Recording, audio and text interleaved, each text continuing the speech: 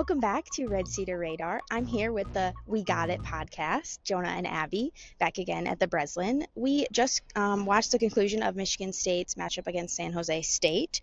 Um, Another win for the Spartans, but a little bit of a shaky second half. Very unhappy Tom Izzo in the press conference, and we'll get into that. But let's just start with the positive. Let's do players of the game first.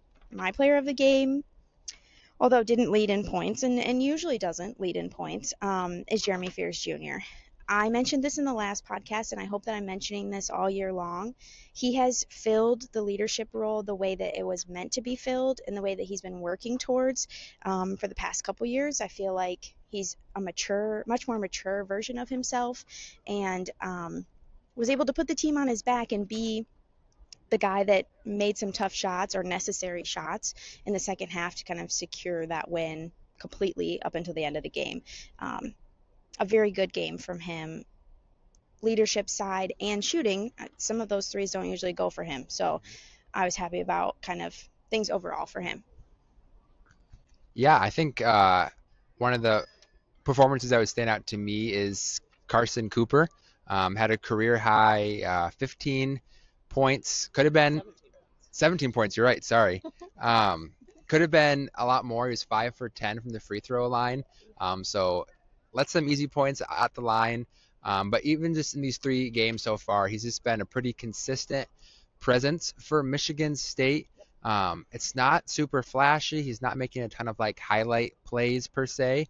But then at the end of the game, you kind of look back at his performance, and it's all 3 games has been pretty solid. So I think Michigan State getting this out of him this early in the year is a positive sign. Well, and all 3 leading scorers on the game, so both Carson Cooper and Jackson Kohler each had 17, and then Jeremy Fears with 15. Each of those 3 players had a career high in one element or another. So Jeremy Fears with a career high 15 points, Jackson Kohler with a career high 18 rebounds, and then as Jonah just said, career high for Carson Cooper was 17 points. And I think any of those things, like you can look at those stats and be happy, but you can look at other stats and be not so happy, right? Like a veteran senior player leaving 5 free points at the charity line, like that can be a little brutal, and part of the reason that Tom was so unhappy after the game. But I really want to just shout out Jackson Kohler and his performance. I always feel like he's like this. He's sneaky. Like with his performance, like how did he rack up 18 rebounds? He also, I think, had a double-double with like 10 points left to go in the game, and he didn't pick up a foul until 32, like after 32 minutes of play.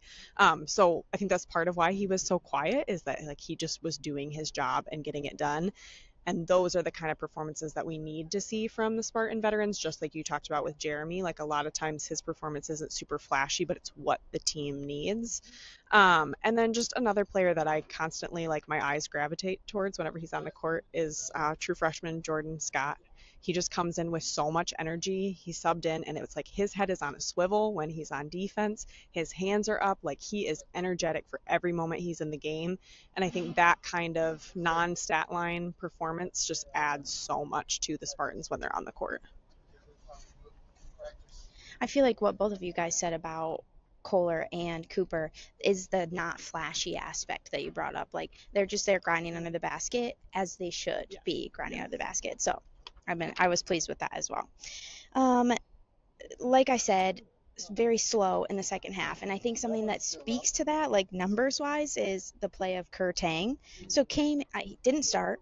Trey Ford started in his place, and before the game, I thought, I wonder if Tang is going to slip away, and it's going to be the Trey Ford show all the time. And then Kerr Tang came in the first half, 10 points, and I thought, okay. He proved me wrong. He heard me. I whispered it, but he heard me, and he came to play. And so then I thought, okay, we'll see how the second half goes. I think 0 points in the second half from him. And that just kind of speaks to how halted maybe things were for the Spartans in the second half. Numbers-wise, that gives a good example of like having a really great half, 10 points in a half, solid performance from someone coming off the bench. That's great. And then having nothing in the second half. I don't think that that's something that can ever happen, especially with someone like him who's been around the program for a couple years. I don't know what it is about him, but maybe it's because he had to wait his turn last year.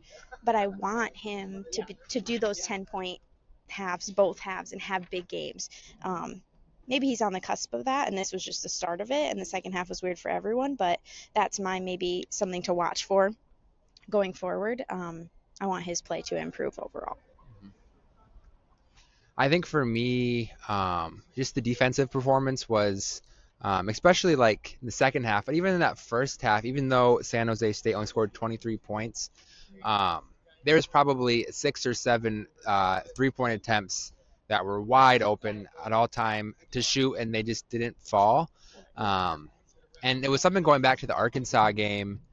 Arkansas is a team that wants to go aggressive to the hoop, to the paint, and Michigan State was kind of clogging up the paint. So when you had those dribble drives, it was allowing those outlet passes to the corners for those open looks, and they were kind of still doing that approach a little bit against San Jose State. I think almost too much so, whereas leading to a lot of wide open looks. And maybe that was their strategy going into this game. And I mean, it was where it worked in the first half.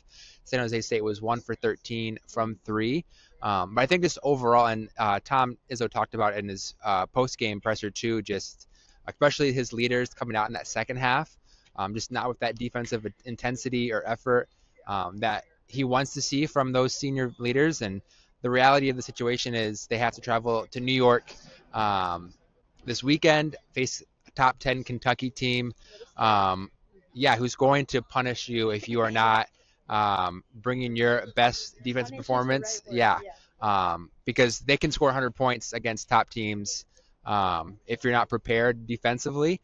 So that's something that we're going to need to see better from, especially these leaders, especially from Cohen Carr, Carson Cooper, Jackson Kohler, because there's going to be a real big test on Tuesday. And Izzo said after the game, he said, I guarantee you, if we play like we did tonight, we're going to get killed. Yep. So that's going to be a point of emphasis for this team heading into Tuesday's game. And I think point of emphasis, Tom made it pretty clear that he's going to have those boys' hands a little sore from shooting free throws, if he has anything to say about it. But just talking with the players too after the game of like, what does it actually take to show up at Madison Square Garden on Tuesday and be able to play a full 40 minutes of basketball? And a lot of them just spoke to themes of confidence. Like, obviously we know we're getting accountability from coach, and like as captains, leaders on the team, they were speaking to, we're also going to be holding each other accountable, but a lot of it is just building that confidence. And I think that's something that we've seen the Spartans do historically well. This is a team that wins together and loses together and has bad wins together and bad halves. So, just thinking about the kind of mental prep that's going to go in for them.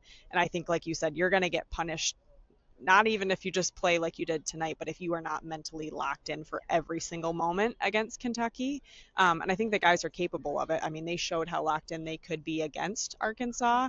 And I think it's so easy with a game like tonight. You go up, you double them up in the first half to let that concentration slip just a little bit, and then you're in a bad position. Yeah.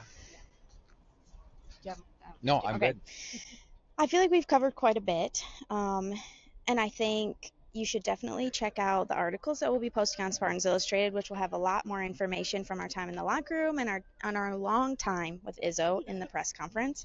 More organized thoughts. Yeah, definitely check those out leading into MSU's next game on Tuesday. Do we have anyone from Spartans Illustrated going on Tuesday? I think Is Kevin going? There, yeah. Okay, Kevin will be in the house representing at Madison Square Garden. And the rest of us will be at home in our pajamas watching, cheering on Kevin. I think I'm all set. Do you guys feel like you? Okay. Thanks so much for watching. Check out both of the podcasts that are supported by Spartans Illustrated, and consider subscribing as basketball season heats up. Find Red Cedar Radar wherever you listen to podcasts and on YouTube. See you next time. Bye.